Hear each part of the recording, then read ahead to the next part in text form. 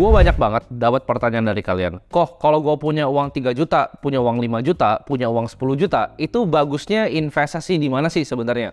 Banyak banget pertanyaan dari kalian tuh anak-anak yang biasa mungkin masih SMA, baru lulus atau bahkan baru kuliah. Di sini daripada gue ngasih tahu kalian ya 2 juta taruh sini, 3 juta taruh sini, ya pecah-pecah ke sini, reksadana, saham, kripto dan lain-lain.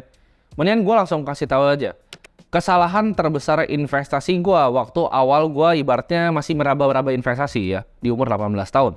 Jadi buat kalian yang baru kenal gue tuh udah bisnis udah lama, investasi udah lama dari umur 15 tahun. Jadi kurang lebih udah 7-8 tahun sekarang di dunia capital market. Nah dari sana gue banyak banget belajar dan di sini gue mau sharing kesalahan gue yang menurut gue itu paling fatal. Dan gue harap kalau gue bisa balik waktu ya.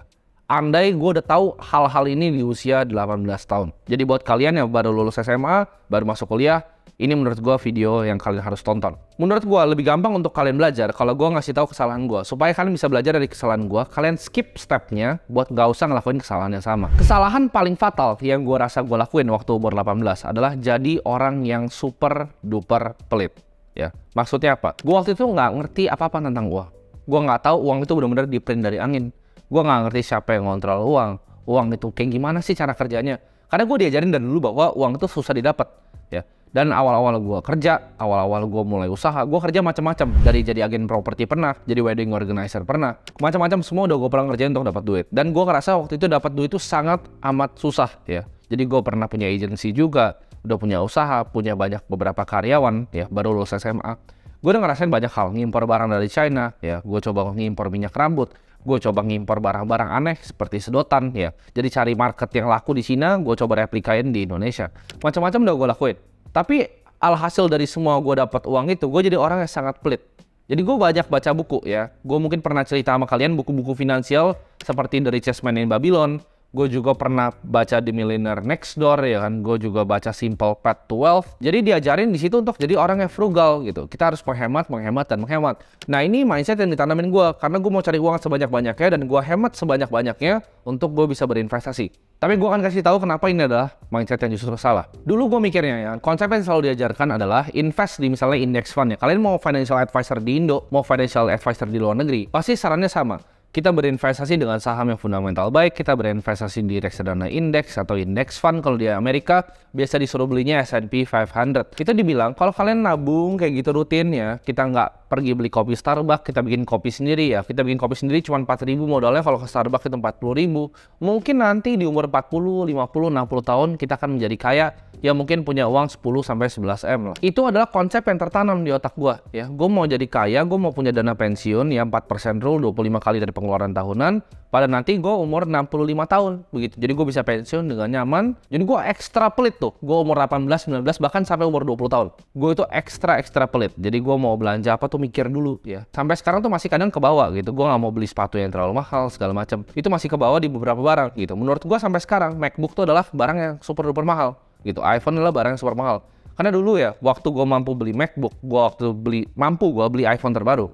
Yang gue lakukan adalah gue waktu itu beli Samsung yang cuman mungkin rendah banget harganya, mungkin 2 juta atau bahkan 1,5 jutaan. Di saat gue tuh udah bener-bener mampu untuk beli iPhone yang mahal. Gue extra pelit karena gue pikir uang tadi ya yang gue nggak beliin iPhone itu dengan gue beli Samsung bisa gue investasiin. Tapi itu adalah keliru sebenarnya.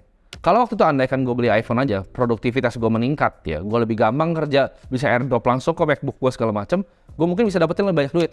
Tapi gue hemat untuk hal-hal yang gak berguna untuk sekadar investasi dengan uang yang kecil. Kalian coba pikir, ngehemat untuk gak beli kopi Starbucks. Menurut gue itu adalah hal sangat bodoh yang dulu gue percaya. Gue gak mau tuh dulu beli makan-makan fancy dining. Dulu kalau gue fancy dining ya, misalnya gue makan di restoran gitu, gue gak pernah pesen appetizer, gue selalu pesennya itu es teh tawar. Karena es teh tawar tuh lebih murah biasa dibanding bahkan aqua. Ya, jadi gue pesennya selalu es teh tawar. Gue gak pernah pesen appetizer, gak pernah pesen dessert. Kalau makan sama cewek, gue pasti pesen yang paling murah, biar ceweknya bisa makan yang lebih mahal. Ya, jadi itu hal-hal yang gue lakuin ekstra pelit. Kalau dipikirkan mungkin kalian banyak diajarin kayak gitu. Jadi kita ekstra pelit sama semua orang, ya bahkan sama keluarga. Ya, jangan bagi-bagi. Itu adalah mindset yang gue punya. Ini gue kasih tau kalian, kalau ada financial advisor yang saranin kalian untuk gak beli kopi Starbucks, itu orang bodoh. Dan gue juga dulu orang bodoh. Jadi jangan dengerin kalau dibilang, oh kalau harus menghemat seperti ini. Hidup tuh gak semuanya seperti itu. Kesalahan gue adalah gue dengerin semua orang. Jadi gue baca bukunya Millionaire Fastlane, gue baca tadi yang Simple Path to Wealth, gue baca Psychology of Money, gue baca semua buku-buku. Gue dengerin semua orang. Jadi gue gak punya sistem filtrasi dalam otak gue. Jadi contoh nih, misalnya di investasi. Si A bilangnya, Ray Dalio misalnya bilangnya diversifikasi. Warren Buffett, si B bilangnya, oh kita harus konsentrasi portofolio kita. Ada yang bilang diversifikasi, tebar banyak, biar kalau satu jatuh tuh nggak kenapa-napa. Ada yang bilang semua konsentrasiin di single class asset. Ini gue dengerin yang mana nih? Dua-duanya menurut gue panutan gitu. Nah, gue nggak punya sistemnya untuk ngejudge gue harus dengerin yang mana. Sama kayak tadi, ada yang saranin gue, oh jangan beli kopi Starbucks. Tapi ada yang bilang beli kopi Starbucks aja bikin lebih banyak duit lagi. Gue ketemu ya salah satu sistem yang menurut gue gampang untuk diaplikasikan dalam mendengar saran orang. Karena kalau kalian masih muda ya, apalagi kalian yang mungkin nonton video ini, gue yakin kalian tuh teman-teman semua itu mau ngembangin diri kalian, mau jadi orang yang lebih baik dengan nonton-nonton video seperti ini. Gue yakin gak cuma gue yang kalian tonton akan tonton beberapa orang yang lain. Nah, tapi gimana caranya kita punya sistem filtrasi untuk dengar mana yang bullshit, mana yang bener? Caranya yang gue praktekkan dalam kehidupan gue sekarang adalah sebenarnya super simple. Jawabannya apa? Kalau misalnya ya hidup orang itu adalah hidup yang gue mau, gue dengerin. Tapi kalau hidup orang itu gue nggak mau, gue nggak dengerin. Simple banget kan? Jadi kalau misalnya kayak ada yang bikin buku nih, ya, atau misalnya ada yang ngajarin tentang reksadana, oke kita financial freedom, terus lo lihat hidupnya, ya, lo pikir-pikir baik-baik, apakah hidup yang gue mau seperti dia atau tidak? Kalau jawabannya tidak, nggak usah dengerin dia, nggak usah dengerin financial advisor itu. Kalau misalnya dia ngasih tau, oh kita begini ya, misalnya kita pakai asuransi yang ini, kita pakai reksadana ini, tapi kalau lihat hidupnya, oh kayaknya gue nggak mau deh hidup cuman kayak gitu, jangan dengerin. Tapi kalau kalian lihat, oh ini orang hidupnya gue mau mimik deh, kayaknya dia cocok nih, dia apa yang dia omongin sama yang dia lakukan sama, ya udah dengerin orang ini. Jadi simple ya. Apakah hidup orang itu adalah hidup yang kalian mau? Makanya kalau gue baca buku, yang gue pertama lihat itu adalah autornya atau penulisnya. Penulisnya itu siapa? Jangan buku ngajarin cara jadi kaya tapi orang yang nggak kaya. Bukunya ngajarin sukses tapi dia sehari-hari naik nisanjuk gitu. Gue nggak mau dengerin karena gue nggak mau hidup seperti dia. Ya ini balik lagi ke masing-masing ya. Jangan samain yang apa yang gue mau sama apa yang kalian mau. Kalau misalnya hidupnya itu santai-santai gitu, ya mungkin bisa pensiun umur 60, mungkin begitu umur 45 gitu bisa beli BMW, naik juga udah agak susah gitu kan, mau ngebut nggak bisa. Itu hidup yang kalian mau ya go ahead, tapi itu bukan hidup yang gue mau. Setelah gue decide gue mau belajar dari orang-orang yang gue mau contek hidupnya, hidup gue berubah. Jadi gue ngefilternya gampang, oh ini kayak gini, apakah gue mau jadi ya? Enggak, gue nggak dari. Gue nggak mau jadi orang yang umur 50 tahun itu baru bisa beli sport car gitu. Nggak ada serunya lagi hidupnya. Menurut gua ya, dan values hidup gua adalah hidup itu singkat. Kalau kalian pernah lihat ya, kita hidup tuh berapa lama, itu dibagi dalam mingguan dan dikotak-kotakin. Hidup tuh super singkat. Kalian bahkan nggak figure out, rasanya kemarin baru tahun baru, sekarang udah mau dekat-dekat akhir dari kuartal 1 gitu, begitu kalian nonton video ini. Hidup tuh super amat cepat. Dan gua rasa kita cuman only get one spin at life gitu. Masa sih kalian mau naik sport car umur 50 tahun? Masa sih ada satu profesor yang doktrin, oh anak muda itu nggak bisa kaya. Kalian tahu dari mana anak muda itu nggak ada yang kaya? Apakah kalian yakin anak muda gak ada yang kaya? Kalian cobalah ke Bali, cobalah kalian ke Dubai. Kalian buka pikiran kalian, mindset kalian, it's possible gitu. Ada anak muda yang bikin uang dari kripto itu lebih banyak dibanding yang kalian bisa mimpikan. Bahkan dengan umurnya lebih muda dari gua. Mereka di Bali santai-santai trading dari Bali. Ada juga orang-orang kaya di Dubai yang kayak gitu.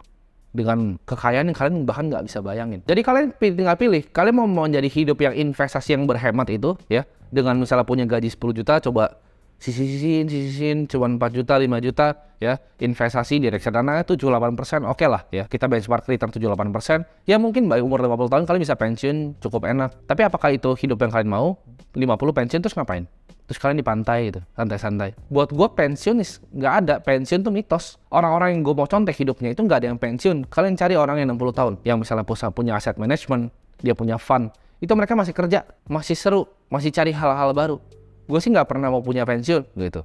Jadi konsep pensiun sendiri tuh nggak pernah register di otak gue, karena gue nggak mau kayak gitu. Kalian cobain aja santai-santai di Bali 3 hari. Bosan juga gitu, kalian di pantai santai-santai bosan juga di beach club. Orang-orang yang ngajarin kalian kayak gitu adalah orang-orang yang punya hidupnya average, rata-rata. Gue yakin kalian nonton ini kalian nggak mau jadi orang yang rata-rata. Gue nggak mau jadi orang average, yang cuman mungkin ya liburan tuh gue harus ngitung-ngitung budget segala macam. Gue nggak mau jadi orang kayak gitu. Gue mau kalau gue liburan hari ini, besok gue mau pergi, gue pergi besok. Gue mau makan di restoran ini, gue bisa makan di restoran ini. Gue mau beli mobil ini, gue bisa beli mobil ini. Gitu. Gue nggak mau lakuin hal itu di umur 60 tahun. Udah susah jalannya nanti. Kalian coba gini, kalian pernah dengar saying kan? Lakuin apa yang mereka lakukan, bukan apa yang mereka omongin. Contoh, Warren Buffett bilang dia invest di indeks S&P 500 ya kan. Cuman apa yang dilakukan sama dia? Stock picking kan sebenarnya. Dia pilih saham. 41% dari portfolionya, sekarang udah turun 39% tuh Apple. Dia tetap pilih individual stocks. Dia nggak beli the whole index. Kalian cari satu orang kaya ya yang lahir dari beli indeks. Jawabannya nggak ada. Mereka antara punya single concentrated asset ya di satu aset kelas, antara mereka punya perusahaan yang perusahaannya TBK, sahamnya diperdagangkan secara publik, jadi net worth-nya kehitung, Nggak ada orang kaya yang kaya dari nabung reksadana indeks. Ada orang kaya dari nabung saham perbankan, nggak ada. Di sini yang gue belajar paling penting adalah investasi di skill yang bisa ngasilin kita uang buat bisa investasi lebih besar. Jadi jangan pas masih income-nya kecil nih, kita hajar semua berhemat kayak mampus, investasi itu nggak bakal bisa kaya. Yang kita bisa bikin kita kaya adalah tingkatin skillnya naik. Gue waktu itu pas punya income 10-20 juta, ya gue coba berhemat kayak orang gila. Gue berhemat mati-matian. Oh nggak boleh beli ini, nggak boleh beli itu, nggak boleh beli ini. Alhasil gue cuma bisa invest 10 juta. Biaya hidup gue 10 juta untuk kasih orang tua segala macam. Sisa 10 juta. Dari 10 juta lu mau jadi kaya gimana? Lu mau invest nih 7%. Ya mungkin bener bisa kaya 50 tahun, tapi mau kaya gimana? Begitu gue udah tahu ya, investasi terbaik itu adalah leher ke atas. Yang gue lakukan apa? Gue switching. Gue nggak investasi di aset kelas. Waktu gue cuma punya income 20 juta. Yang gue lakukan apa? 10 juta tadi yang gue tadi taruh di saham blue chip. Ya, gue tarik semua dari sekuritas gue bayarin orang makan. Itu yang gue lakuin. Jadi gue cari orang ya yang menurut gue lebih hebat dari gue mau belajar dari dia, gue coba reach out, gue coba traktir untuk makan siang atau makan malam. Jadi gue budgeting 10 juta itu semuanya gue bakar buat bayar orang makan. Itu gue pakai untuk ngelobi orang ya, yang akhirnya jadi network gue sekarang. Itu yang gue lakukan, gue ajak orang untuk makan siang ya, gue belajar dari buku, gue ikut banyak banget workshop online.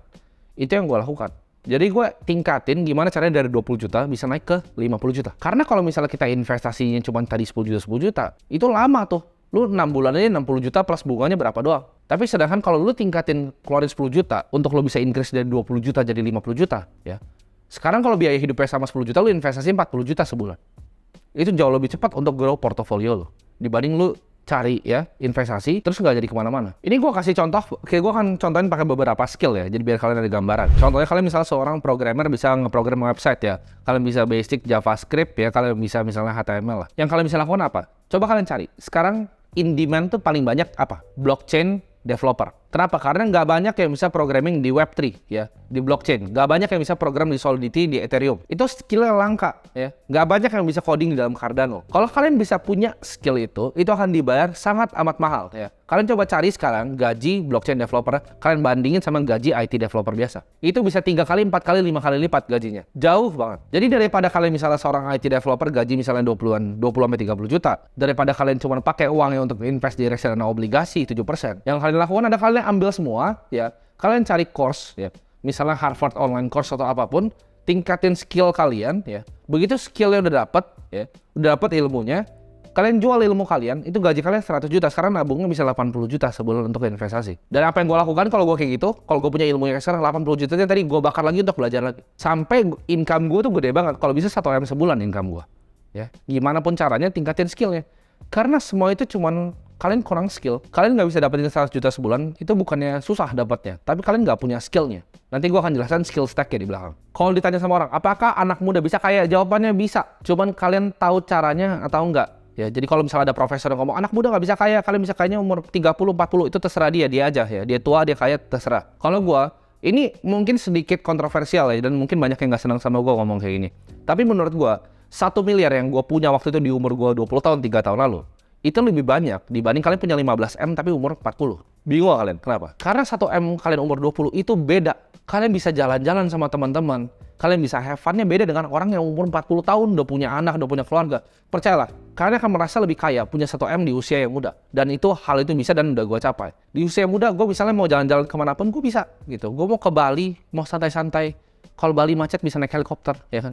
Karena itu masih muda, masih enak gitu. Kalian mau enjoy kayak gitu pas tua, ya. Jawabannya gimana? Dengan invest di skill dan stacking skill kalian. Jadi mindset bahwa anak muda nggak bisa kaya itu butuh waktu yang lama. Ya memang butuh proses, nggak bisa langsung sebulan lu jadi kaya kerja keras ya. Mungkin butuh 2 tahun, 3 tahun, 4 tahun. Gue 8 tahun buat sampai posisi sekarang. Karena gue kebetulan hoki mulainya lebih dulu. Tapi buat kalian yang baru mulainya sekarang, ya mungkin butuh 3 tahun, 5 tahun. Tapi itu bisa, hal itu bisa kalian lakukan. Kalau kalian fokus uangnya daripada pakai untuk investasi di aset, kalian buang ke investasi di skill. Jadi doktrin di mana anak muda nggak bisa kaya, itu gue akan kasih tahu di video ini, itu bullshit ya. Itu dikasih tahu sama boomer-boomer yang iri. Ya, jawabannya bisa. Karena gue udah lihat dengan mata kepala gue sendiri. Anak-anak umur 20, 21 tahun yang punya uang itu, wah itu ratusan miliar. Ya, gue udah lihat orang-orang itu di Bali, santai-santai ya, anak-anak kripto ya. Tapi itu dari berbagai negara ya, dari Dubai, ada dari Singapura, ada dari Rusia juga. Ada juga yang bahkan dari Indonesia loh. Jangan salah, ada juga dari Indonesia. Dia udah beli Bitcoin dari lama, dari tahun 2014, 2015. Dan sekarang santai-santai di Bali. Ketemu dengan orang-orang super kaya, menurut gue itu akan rubah mindset kalian bahwa oh ini tuh bisa. Kita sama-sama makan nasi, ya. Kita sama-sama tidur, sama-sama bangun, sama-sama manusia. Kalau gue bisa, gue yakin kalian juga bisa. Coba di switching mindsetnya. Daripada kita berhemat nih, nggak mau misalnya keluarin 50.000 untuk kopi di Starbucks. 50.000 kopi di Starbucks itu nggak akan jadi apa-apa anyway. Daripada keluarin 50.000, coba kalian double malah. Keluarnya buat kopi 100.000, ya. Tapi yang kalian lakuin, kalian jangan ke Starbucks. Kalian coba, ya. Kalian coba datang ke hotel-hotel bintang 5 di Jakarta. Kalian coba datang ke lobby-lobby hotelnya, kalian kopi di sana 80.000 mungkin 100.000. Tapi dengan kopi di sana, kalian coba kerja di sana sambil kopi. Karena kalian lihat orang-orang kaya, ya, surrounding kalian. Ini yang gue suka lakuin zaman dulu. Waktu gue nggak punya uang, gue suka aja datang ke lobby-lobby hotel. Atau kalian cari lounge-lounge yang mahal, pesan kopi aja 80.000. Ya, cuma naik 30.000 dari Starbucks. Tapi yang kalian dapetin adalah experience untuk melihat gimana caranya orang kaya itu bekerja. Gimana caranya mereka berinteraksi, ya. Kalian ambil itu energinya, ya. Itu yang kalian harus lakukan. Jadi punya otak dia kalian bahwa oh it's possible. Kalian coba datang ke hotel bintang 5 di SCBD. Kalian lihat parkirannya isinya apa. Kalian lihat valenya isi Ferrari dan Lamborghini, ya. Itu akan mikir oh it's possible untuk bikin uang kayak gitu. Karena ini gue cerita waktu gue masih kecil ya. Gue lihat orang naik Porsche ya kan. Waktu itu gue masih naik Kijang yang tua banget. Gue lihat orang naik Porsche dan gue pikir-pikir gaji UMR tuh berapa sih? Oh gaji UMR tuh waktu itu mungkin 2,5 juta atau 2 juta. Sedangkan mobil tuh harganya berapa miliar, gue nggak tahu. Gue mikir-mikir, kalau orang yang gaji UMR, ya, itu nabung setiap bulan tanpa pengeluaran. Jadi dapat 2 juta, nggak pernah ada pengeluaran, nggak pernah makan, nggak pernah minum, nggak pernah beli baju, nggak pernah ngapa-ngapain ya, nggak pernah bayar istrinya, nggak pernah bayar cicilan. Itu dia sampai mati. Itu cuma bisa beli ban mobilnya. Masuk akal nggak? Nggak masuk akal. Berarti cara dia main gamenya berbeda dengan orang yang gaji UMR. Nah, game yang berbeda ini apa? Ya skillnya berbeda. Skill gapnya jauh. Value yang di-create sama orang yang punya mobil ini jauh dibanding orang yang kerja dengan UMR. Mau ngomong kasarnya begitu, ya memang dunia ini tidak adil. Di situ pas gua ngeliat itu mobil itu, gue pikir something wrong with the system. Kita lihat inflasi universitas itu 15% tahun ke tahun. Jadi kalau kalian nggak bisa bikin uang banyak sekarang, nanti bahkan anak kalian nggak akan bisa sekolah. Sekarang aja udah ketahuan, millennials itu udah nggak bisa beli rumah. Ya apalagi kita mau bilang yang generasi baru, anak-anak TikTok, itu mau beli rumah gimana caranya? Ya mahal banget rumah. Gaji UMR cuma berapa, UMR nggak pernah naik, wage nggak pernah naik. Sedangkan inflasi pendidikan 15%. Kalian lihat sekarang mau masuk biaya sekolah aja udah panik kalian, udah takut. Ya kan? Tuh kalau videografer gue di belakang. Kenapa? Karena memang itu terjadi. Itu terjadi secara real. 15%. Universitas, lu mau BINUS, UPH, Prasmul, lu mau semuanya. 15% tahun ke tahun. Gue udah pernah hitung soalnya. Jadi cost of capital of living itu tinggi banget. Kalian harus bikin uang sekarang, harus jadi kaya sekarang, nggak bisa nanti. Ya karena 4% rule udah bullshit ya. Itu udah nggak berguna. Inflasi nggak segitu lagi. Inflasi nggak 2-3%. Ya kemarin dia turun cuma berapa? Itu semua udah buyar. Kita bermain ya di game yang menurut gue itu sebetulnya nggak fair. Makanya orang-orang yang punya kepentingan nggak mau orang-orang kayak kalian nonton video-video kayak gini. Yang gue ngomongin pasti mereka nggak seneng. Mereka kan doktrin, oh anak muda nggak bisa kaya, ya kita nabung aja sini, nabung. Kita nabung di surat utang negara, santai-santai, ya kan, kaya nanti. Itu yang mereka mau, ya mereka mau bikin generasinya jadi budak gitu. Karena itu orang-orang yang punya kepentingan. Jadi kaya, itu sesimpel, kalian create value, ya kalian cari problem di suatu market, ya kalian cari solusi untuk memecahkannya lebih baik dibanding orang lain. Itu adalah jiwa seorang entrepreneur. Itu yang dilakukan pengusaha. Tujuannya adalah, namanya pengusaha kan, kita berusaha. Gitu. Kita berusaha untuk apa? Untuk memecahkan sebuah solusi di masyarakat. Makin besar masalah yang kita selesaikan, makin besar uang yang kita akan dapatkan. Ini gue akan jelasin ya, gimana caranya kalian tingkatin skill ini. Karena tadi gue ketawa tuh liat editor gue di belakang, jadi gue akan jelasin juga sekalian biar dia dapat gambaran gitu. Gimana caranya ningkatin uang. Pertama, lu misalnya videographer, ya level paling rendah, lu cuma pegang video. Lu pasti akan cuma digaji. Ya. Lu mau naikinnya gimana? Oke, gue mau jadi editor. Jadi bisa nyambi tuh videographer sama editor. Begitu tuh jadi satu, gajinya pasti naik ya. Yang bisa video, yang bisa pegang kamera sama bisa ngedit, ya itu gajinya pasti lebih tinggi dibanding yang cuma pegang kamera, itu udah pasti. Nah, dia bisa pegang video, ya bisa pegang kamera, bisa ngedit juga, plus dia ngerti social media. Oh thumbnailnya bagusan gini, oh title-nya bagus gini, itu pasti naik lagi tuh gajinya. Karena level udah di atas, udah mulai mikir tuh. Oh social media game tuh gimana? Bikin video yang laku tuh seperti apa? Akhirnya dia jadi apa? Jadi content strategis. Dia jadi punya skill apa? Ya, pertama content strategis, punya skill social media, punya skill copywriting untuk nulis title yang menarik, untuk nulis thumbnail yang menarik. Jadi skillnya udah banyak tuh. Bisa videografi, bisa editing, social media, content strategis, sama copywriting. Udah 5. Nah ini bisa ditambahin lagi, bisa. Karena skill tuh bisa ditumpuk. Jadi jangan kira skill tuh linear, skill tuh bisa ditumpuk ke atas. Next skillnya apa lagi? Ya, dia bisa scripting, dia ngerti materi yang disampaikan sama orang yang dia rekam. Dia bisa bikin skripnya sendiri tanpa disuruh. Itu udah pasti gajinya udah mahal banget. Itu udah mungkin 4-5 kali dari gajinya sekarang. Cuman nambahin skillnya. Bedanya orang apa yang nggak bisa dapat duit? Itu orangnya malas aja, malas belajar. Jadi kalau skill kalian tambahin tuh udah 6, bisa scripting lagi. Udah lengkap tuh, udah full paket. Nah kalian bayangin, itu dia udah punya skill hole tuh untuk bikin sebuah video YouTube ya, dari videografi sampai bisa scripting. Gimana caranya upin ke next level lagi? Oh dia belajar misalnya lebih ekstrim, dia belajar tentang marketing overview, dia belajar tentang caranya branding tuh gimana, cara personal brand sebuah orang tuh gimana. Terus dia naikin lagi skillnya, oh dia mau belajar tentang leadership, gimana caranya ngurus editor-editor di bawahnya, gimana caranya ngurus sebuah tim, bikin tim ini jadi bagus, tim marketing, tim konten, tim strategis. Next thing you know, dia jadi CMO, Chief Marketing Officer, jadi direktur. Dengan apa? Dengan ningkatin skill yang dari videographer tadi, cuma pegang kamera, tingkatin skill sesuai urutan yang gue bilang. Lu bisa jadi direktur marketing. Itu contoh di videografi. Contoh lagi ya, ini gue contoh skill yang lain. Misal kalian awal iseng-iseng invest crypto, trading crypto, awal-awal nggak jelas gitu kan. Belajar kalian gimana caranya lebih dalam. Kalian belajar gimana caranya research token, cara koin, tokenomics itu kerjanya gimana. Kalian bisa jadi advisor di sebuah project. Itu gajinya langsung eksponensial. Mau naik lagi, kalian bisa jadi hedge fund analis di fund crypto. Itu lebih gede dibanding fund manager reksadana saham manapun di Indonesia gajinya. Gue kasih tau. Kalau kalian bisa jadi fund manager di hedge fund crypto luar negeri. Adakah yang remote? Ada. Banyak orang yang bisa kerja kayak gitu. Karena apa? Skill gap. Ya, kalian nggak punya skillnya. Kenapa nggak punya uang? Kalian nggak punya skillnya. Terus lu mau investasi dengan uang cuma 5 juta, 6 juta? Mau kapan jadi kayanya? Kalian tingkatin dulu skillnya tadi. Kalau jadi direktur marketing gaji 100 juta. 80 juta, 90 juta. Investnya bisa banyak kan?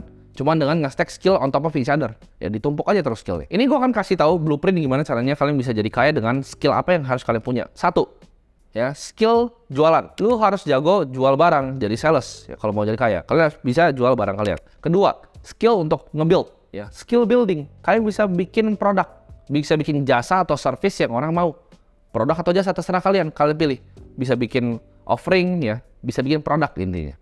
Dan yang terakhir, skill untuk jadi sebuah leader atau leadership. Kalau 3 ini kalian gabungin nih, kelar. Ya bisa jualan, bisa bikin produk, bisa punya skill leadership. Mungkin ada yang nanya, oh buat apa leadership kan 2 aja bisa? Iya 2 bisa kaya. Tapi kalau bisa 3 ini mantap banget. Kenapa? Karena dengan leadership, lo bisa memotivasi orang, bisa dorong orang untuk ngelakuin yang 1 dan 2. Ya, jadi lo jadi di belakangnya. Lo bisa ngatur orang untuk 1, lo jualan, lo bikin produk. Jadi bahkan udah bukan lo lagi yang ngurus ya. Jadi ini skill yang paling penting sebenarnya leadership ini. Lo punya 3 skill ya, pasti matang. Kayak tadi dari videographer, bisa ngerti branding, leadership, jadi direktur keuangan. Ya kayak tadi gue bilang, videographer dari awal, dari videographer sampai ujung, ya itu leadership, lo bisa jadi direktur marketing. Jadi inti dari video ini adalah, create big income fast. Create income yang besar fast dengan stacking skill kalian on top of each other. Butuh proses untuk gain skillnya. Tapi setiap hari kalian ngapain coba? Scrolling TikTok, main game nggak jelas hidupnya. Ya. Setiap hari yang kalian lakukan, kalau belum punya skillnya, asah skillnya sampai kalian jadi orang gitu. Masa kalian mau sih hidup kalian biasa-biasa aja ya? Gue sih nggak pernah mau hidup yang average. Jadi setiap hari sampai sekarang gue harness terus skillnya. Mau itu skill leadership gue, skill self jualan gue, skill gue ngembangin produk, itu gue harness terus. Gue cari terus informasi dan filter informasinya dari apakah hidup yang dia punya adalah hidup yang gue mau. Gue nggak mau udah tua baru bisa mau beli mobil yang gue mau. Gue nggak mau. Gue mau santai-santai, bisa naik Porsche, bisa naik Mustang, ya. Gue bisa beli jam Patek, hidup gue happy. Gue gak mau jadi orang biasa. Gue mau makan di restoran yang gue mau travel keliling dunia itu di saat hidup gue masih muda. Gue gak mau pas udah tua, udah capek, mau jalan susah ntar, ya. Menurut gue ya, kenapa harus kaya lama sih? Kalau ada cara yang cepet, ya kan? Gue gak mau jadi MJ DeMarco yang tulis itu Millionaire Fastlane, gak mau gue. Duitnya gak banyak-banyak amat kok, gue gak mau dengerin, gitu. Gue gak mau Simple Path to Wealth, gitu. Gue gak mau jadi Your Millionaire Next Door, ya. Gue gak mau jadi orang yang 50 tahun ya kan gak ada yang tahu punya uang 1 juta dolar. Kalian coba pikir emang 1 juta dolar uang yang banyak 15 M. Itu mungkin 7 M, 8 M itu stuck di satu rumah ya, properti. Mungkin dia punya mobil ya 500 juta BMW. Itu buat hidupin lifestyle gue sekarangnya gak cukup gitu. Jadi apakah itu uang yang banyak? Gak juga. Gue gak mau jadi Your Millionaire Next Door. Cuman umur 60 tahun dan cuma punya 1 juta dolar. Ya, aim gue lebih kenapa? Karena gue mau ujungnya kumpulin uang sebanyak-banyaknya untuk berbagi. Ya, jadi doain semua. Target gue mungkin dalam 1 atau 2 tahun ke depan, gue mau bangun sekolah, ya, sekolah beneran. Daerah gue belum tentuin, ya. Mungkin ada beberapa kelas untuk di daerah-daerah yang kurang beruntung. Jadi tujuannya gue pengen bikin duit adalah dengan pengen gue bagiin semua. Gue pengen bagiin semuanya di saat gue mati. Gue yakin anak-anak gue nggak akan dapat satu peser pun harta gue. Jadi semuanya bakal gue bagiin untuk beberapa causes yang gue pengen. Satu-satunya misi gue adalah edukasi. Kenapa edukasi? Karena menurut gue edukasi adalah scam, ya. Universitas mahal banget, per semester berapa puluh juta segala macam, belajar apa? Nggak ada ya, nggak belajar apa-apa. Jadi gue mau bikin universitas gue sendiri ya. Jadi gue mau kan mulai dari pelan-pelan ya, gue coba dari sekolah dasar. Tapi gue mau karena gue yang bikin nanti sekolahnya, gue akan ngomong bahwa itu kurikulum gue Gue akan pilih yang penting-penting, yang matematika, fisika, dan lain-lain. Gue akan tambahin nanti kayak blockchain segala macam, development di komputer segala macam. Jadi sekolahnya bakal lebih lengkap untuk daerah-daerah yang kurang beruntung. Jadi pecahin mindset kalian kalau anak muda itu nggak bisa kaya. Kita sama-sama makan nasi kok ya. Gue nggak spesial amat. Gue cuman kerja lebih keras dibanding orang biasa dan gue punya willingness untuk belajar ya.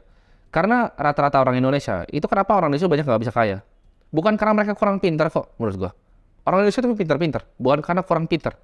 Tapi karena apa? Karena males sama arogan, ngerasa pintar loh, ngerasa udah tahu semuanya. Dikasih tahu ini ntar bakal ada yang komen so pintar kayak gini. Kalau ada orang yang lebih kaya dari lu ngasih tahu lu sesuatu, itu diam dan dengerin aja. Itu yang gue pelajarin. Jadi kalau gue punya mentor nih, dia triliuner, dia ngomong A, B, C, gue dengerin A, B, C. Gue nggak pusing-pusing. Oh, kayaknya begini. Enggak, lu lebih bego dari dia, percayalah. Kalau orang punya duit lebih banyak dari lu, ya biasa dia lebih pintar dalam misalnya bisnis gitu. Dengerin dia soal bisnis. Sama, dia jago main piano, lu dengerin dia kalau misalnya ngajarin main piano. Ya, intinya break mindset kalian bahwa itu bisa.